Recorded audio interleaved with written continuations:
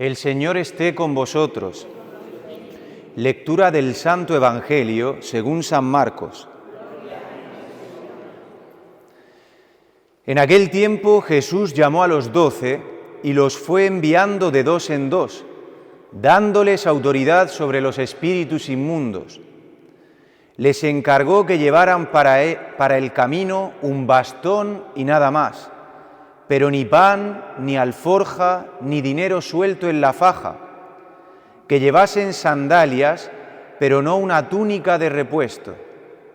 Y decía: quedaos en la casa donde entréis, hasta que os vayáis de aquel sitio.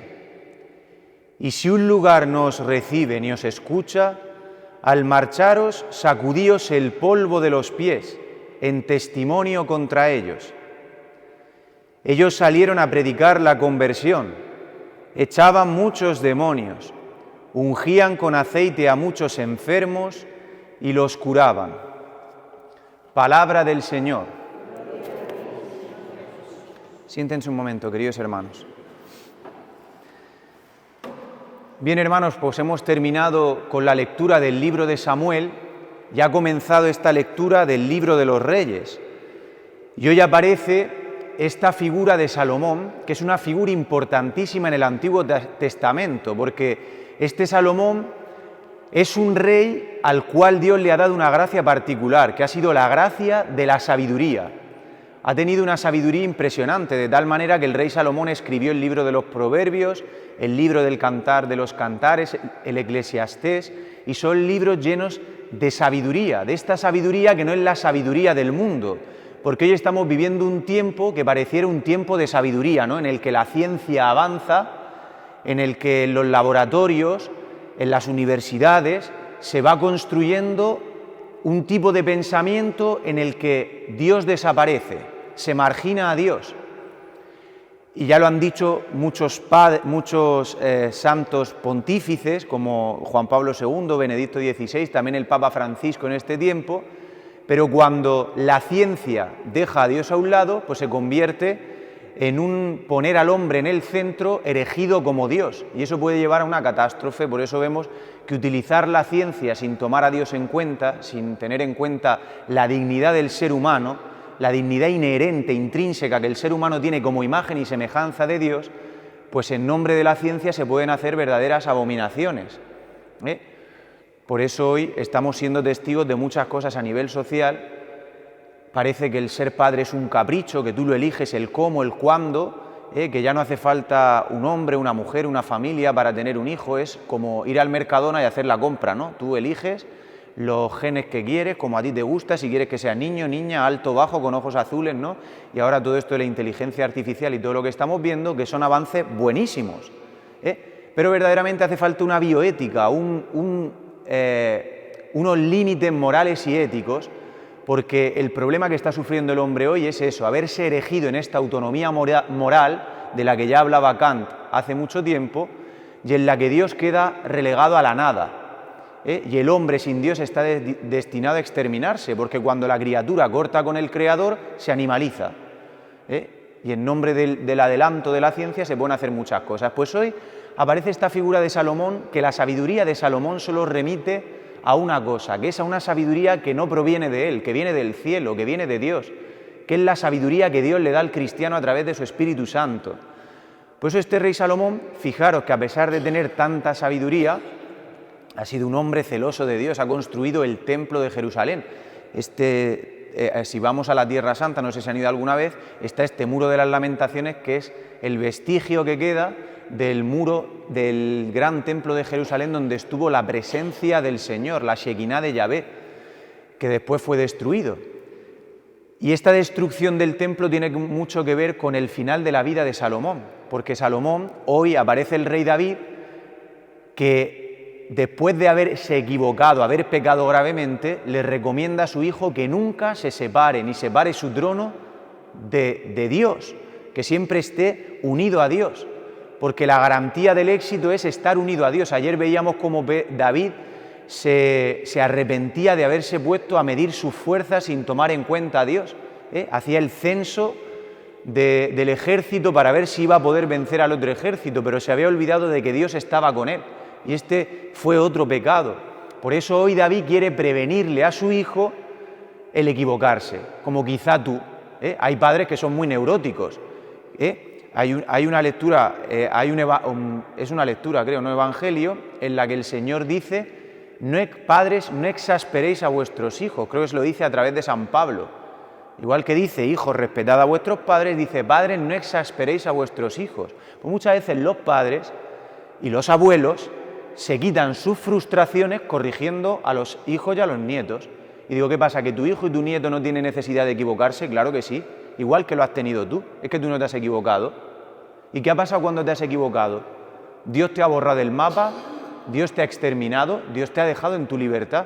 Y seguramente en esos errores que has cometido has podido experimentar a Dios como Padre, has podido experimentar la paternidad de Dios.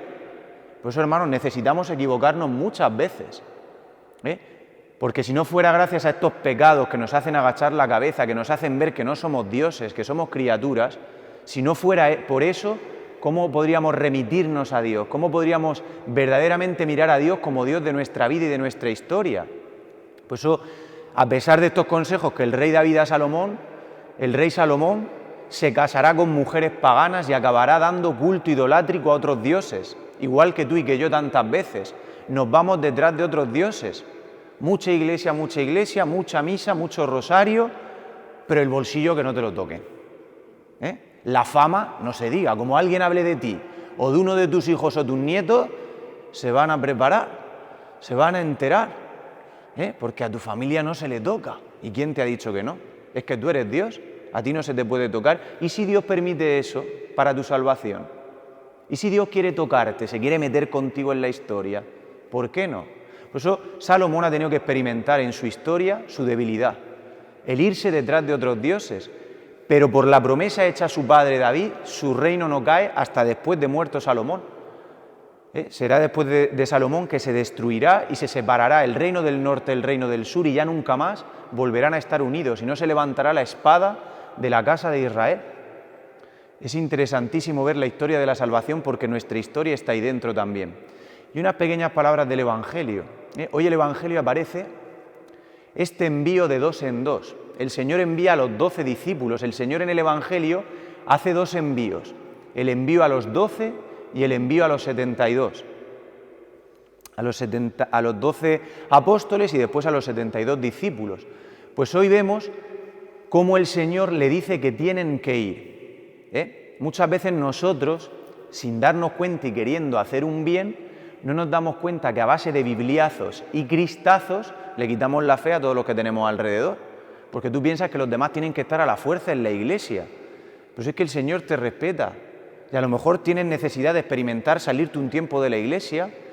A lo mejor necesitas, no lo sé, el Señor tendrá que hacer el puzzle de tu historia, a lo mejor a base de muchas equivocaciones, pero muchas veces en la religiosidad no podemos aceptar ver a nuestros hijos equivocarse, no podemos aceptar ver el pecado, cuando Dios caballerosamente te está respetando y te está permitiendo experimentar también, para que ya de verdad tú puedas decir, como dice Job en su libro, ahora ya no es el Dios de mis padres, es mi Dios porque mis ojos lo han visto, he visto que verdaderamente este es el Salvador, porque cuando yo no he podido, Él sí ha podido, y todos necesitamos esta experiencia. Por eso dice el Evangelio de hoy que a estos 12 que los envía con autoridad sobre los espíritus inmundos. Esto es imagen del cristiano. Porque un cristiano, cuando hace presente a Dios, exorciza demonios. Por eso, en tu trabajo, en tu empresa, en tu colegio, cuando tú verdaderamente, sin dar bibliazos, sin dar cristazos, vives como cristiano, tú denuncias a todos los que están ahí y los demonios se retuercen porque no lo soportan. Si hay algo que no soporta el demonio es la verdad. Os invito a que vayáis a ver una película que va a salir en estos días que se llama Nefarious. Yo la vi en México hace 4 meses que la estrenaron y es muy buena porque sin salir vómitos ni dar vueltas en la cabeza ni nada, esta película muestra la existencia del demonio. Es un hecho real, está basada en un hecho real, es muy interesante, los diálogos. Os invito a que vayáis a verla porque seguramente durará 15 días en el cine y la quitarán. Pero es muy interesante ver esto porque estamos en una sociedad que adolece, entender lo que voy a decir, de la fe en el demonio. porque hay que creer en el demonio. Porque si no crees en el demonio, ni existe Dios, ni existe el demonio, ni existe el cielo, ni existe el infierno, y ancha es Castilla, comamos y bebamos que mañana moriremos. Si no existe el demonio, yo no me ordeno cura, ¿me entiendes? Yo no me dejo el proyecto de mi vida que yo tenía, si no creyera que verdaderamente existe la posibilidad de salvarse y de condenarse, que existe la posibilidad de acogerse a Jesucristo o de irse con Pepe Botero, con el chanclas, como dicen en México. Pero todo está en tu libertad. Si no, hermano, esto es un azar, una casuística, una suerte de cómo tú vivas tu vida, pero no es así. La vida tiene un sentido profundísimo y cada decisión que tomamos y cada acto que hacemos tiene una trascendencia eterna. Por eso, el Señor también nos envía a nosotros y no nos envía en soledad. Hoy vivimos en una sociedad de solos. Decimos que es la sociedad de la comunicación, de la globalización, y es cuando el hombre más solo está. Ahora el hombre está absorbido por una pantalla. La juventud de hoy, os lo digo porque acabo de salir de la parroquia, tenía muchísimos jóvenes, y el tener callo en el confesionario te hace ver la realidad profunda del hombre de México, de España, de Alemania, y la realidad profunda del hombre. Y hoy, teniendo tantos medios de comunicación, es cuando el hombre más aislado está. Y digo, es difícil ver cómo los jóvenes se están destruyendo con la pornografía, que esa es la verdadera pandemia. Destruyéndose, porque estas imágenes destruyen la psique, destruyen la psicología y alteran todo. Y luego estás incapacitado para enfrentar un noviazgo, de poder respetar a la novia, poder respetar al novio, poder ver la necesidad del sacramento, porque está todo destruido. Por eso todas estas cosas son obras del demonio que va haciendo así. Nosotros le restamos importancia. Pero, y digo los jóvenes por decir, que los casados están peor que los jóvenes, los casados y las casadas, esclavos de la sexualidad, sometidos, parece la libertad absoluta. Yo mi sexualidad la vivo como quiero, cuando quiero y donde quiero, ¿sí? ¿Y por qué no dejas todas esas cosas? Porque no puedes, estás esclavo. Pues el Señor ha venido a romper esas esclavitudes, viene con autoridad sobre nuestros espíritus inmundos. Y por eso, 3 signos del Evangelio, y ahora ya sí termino, que me estoy enrollando. Dice el Señor en el Evangelio hoy, llevad un bastón, solo les dice que lleven un bastón. Los signos del Evangelio son interesantísimos, porque dice Jesucristo, nos dice San Pablo en una de sus cartas, dice, líbreme el Señor de gloriarme si no es en la cruz de nuestro Señor Jesucristo. Pues el bastón es imagen de esto, de la cruz. Tú que quieres evangelizar desde la perfección de tu vida, de que eres cristiano de primera, que tú sí cumples los mandamientos, tú eres muy bueno, pues no. Hoy el Señor viene a cargarse todo eso. Dice que lo que evangeliza es la cruz. ¿Y qué es la cruz? Lo que te aplasta en tu vida. Esas dificultades matrimoniales, ese problema con tu hijo, esas situaciones que vives que dices, ¿cómo saldré de esta? No puedo. Y ahí es donde ves que necesitas que Cristo lleve este yugo contigo, porque el yugo del Señor es suave y su carga ligera. ¿Sabéis lo que es un yugo, no? Un yugo es donde se atan a los 2 bueyes para que puedan arar. ¿Por qué dice el Señor esta imagen del yugo? Porque este yugo está obligado a ser llevado por 2. Por eso la cruz no puedes llevarla tú sola, te aplasta. Pero con Jesucristo se puede llevar. Y esa cruz se convierte en una cruz gloriosa, que ilumina a todos los de alrededor. Y no es que somos aquí masoquistas en la iglesia, a mí no me gusta sufrir, pero digo, el sufrimiento viene, y cuando está cargado con Jesucristo, eso ilumina a todos los de alrededor.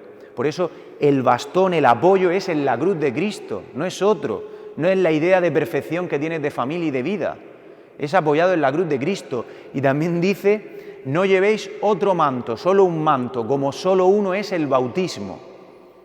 Hemos sido bautizados una vez y estamos llamados a que este bautismo que nos recubre, no sé si os acordáis, pero cuando os bautizaron, hay una parte del ritual del bautismo que es ponerte la túnica blanca, imagen del hombre nuevo, que se ha sumergido en la muerte y ha resucitado con Cristo.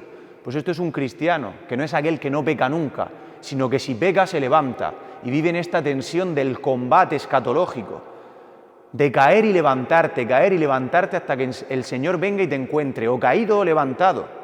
Por eso la estrategia del demonio muchas veces es decirte, ¿para qué te vas a confesar si vas a volver a pecar de lo mismo? Pues te diría yo, ¿para qué vas a comer si vas a descomer en media hora? No comas, ¿no? Como vas a descomer, no comas. Eso es un engaño total, hermanos. Y el último signo que dice este Evangelio, ir con las sandalias, calzados. Y dice San Pablo en la carta a los Efesios, hay un canto bellísimo, se llama Las armas de la luz, que dice calzados con el celo por anunciar el Evangelio. Ese es el calzado del cristiano, el celo de transmitir a Jesucristo en medio de esta generación que adolece de esperanza, que vive con el cielo cerrado. Los matrimonios, las familias, la gente, los jóvenes están deseosos de ver signos de fe, gente con una fe de estatura adulta, que le muestre que hay una manera distinta de vivir. Importantísimo, hermanos, esto. Por eso los cristianos, la Iglesia, tenemos una misión importante. El Señor hoy te hace a ti este envío también y no te lo hace solo. Tú hoy sales de la Eucaristía con Jesucristo. Si tú acoges la palabra y comulgas, tú sales lleno del Espíritu de Jesucristo. Tú y Dios. Por eso, donde dos o más se reúnen en mi nombre, ahí estoy yo. Por eso el Señor envía de dos en dos para testificar el poder de la resurrección de Jesucristo. Por eso termina el Evangelio de hoy, y con ello también termino yo, diciendo que donde no te acojan, sacudir el polvo de las sandalias. Tampoco os vaya a poner, ¿no?, en el trabajo y en vuestra casa, quitaros los zapatos y hacer así, ¿no? Pero esto se refiere a que aquel que no ha acogido la palabra del Señor ya tiene quien lo juzgue, que es esa misma palabra, porque el Señor no ha venido a juzgar y a condenar a nadie, pero sí ha dicho una palabra, y la palabra es esta. Es Jesucristo, es este amor, es un amor que no te juzga, que no te condena, que te levanta cada vez que caes, pero si tú no quieres aceptarlo, si no te salva esta cruz, ¿quién te salvará? Dice un salmo, el de Profundis, ¿quién me salvará, Señor? Si tú ya lo has hecho todo por mí, si tú te has destruido por amor a mí, has dejado que el peso de mis pecados recaiga sobre ti, has muerto como maldito, porque la muerte de Jesucristo lo decía el profeta Isaías, maldito el que pende del madero, y el maldito era asesinado fuera de la muralla de la ciudad como Jesucristo en el Gólgota, fuera de las murallas de Jerusalén en aquel tiempo. Por eso el Señor se ha hecho maldito por nosotros. Pues esa es la buena noticia esta tarde, hermanos. Por eso este envío que hace el Señor hoy no es un moralismo, no es tengo que esforzarme en ser bueno, en ser un buen cristiano, no, esto es gratuito, esto es un espíritu que viene de Dios y que cuando lo recibes tiene una potencia de transformar a todos los de alrededor impresionante. Por eso pidámosle en esta Eucaristía al Señor hoy que nos dé este celo por el Evangelio, verdaderamente testificar con nuestra vida que Cristo está resucitado, que está vivo y que sigue vigente en este tiempo de la ciencia y de la razón humana. Más que de la razón fue en el siglo XVIII con la Ilustración, yo diría en el tiempo de los sentimentalismos, porque hoy el hombre está sentimentaloide. Hoy siento que te quiero, hoy siento que no te quiero, y las decisiones son de acuerdo a nuestros sentimientos. Menos mal que a mí mi madre no me hacía caso cuando mis sentimientos de pequeño eran ser pirata. Digo, si me hubiera sacado un ojo y me hubiera cortado la pierna, hoy es que me siento mujer, es que me siento hombre, hermano. Vivimos en una sociedad que necesita de verdad una palabra seria de vida, que es la de acoger el amor de Dios, que así sea.